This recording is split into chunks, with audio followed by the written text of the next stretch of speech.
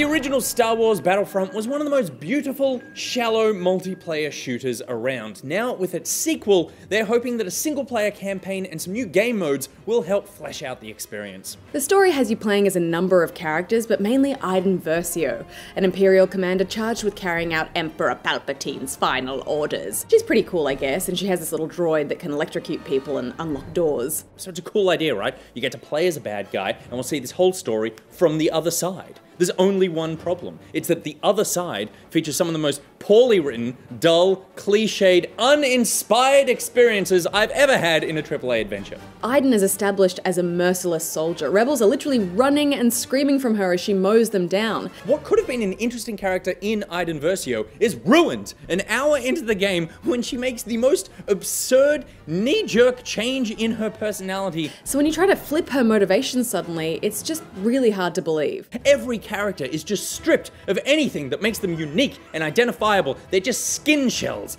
husks that trigger nostalgic feelings while contributing a total of nothing new to their characters. This isn't what I wanted.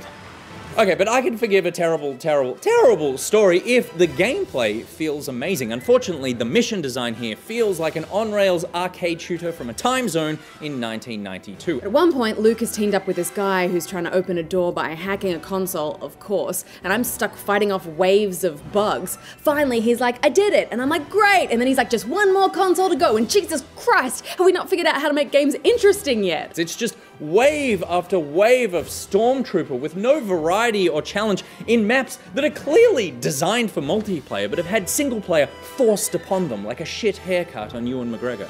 A positive for me is the gunplay. Star Wars blasters feel like Star Wars blasters should. I particularly enjoyed popping off Stormtrooper heads with the long-range rifle, but being unable to pick up weapons from downed enemies means Princess Leia is always going to be stuck with a wimpy little blaster. And the difficulty curve is bang on. For people like me who maybe need to learn from their mistakes, the checkpoints are totally reasonable.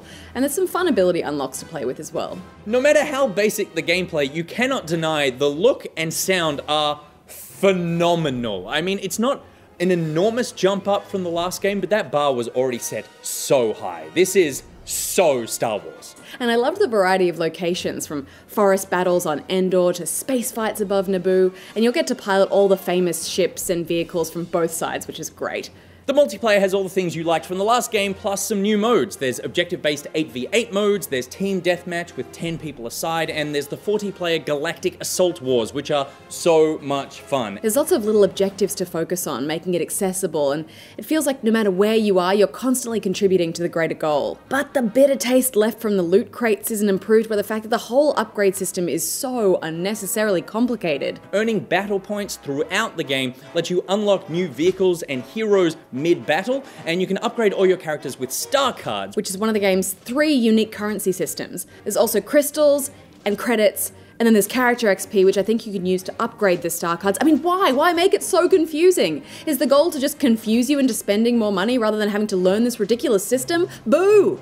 If you listen very closely to Star Wars Battlefront 2, you'll hear EA executives go, Star Wars fans will lap up whatever we give them. Don't waste your time making something interesting. Just name check Han Solo and Princess Leia, make sure Chewie goes, oh, and let's get down to the business of ruining the multiplayer. Play this if you're a Moneybags McGee who's happy to spend more on top of the price of the game to play as one of the cool characters. Star Wars Battlefront 2 is okay. Star Wars Battlefront 2 is a no way.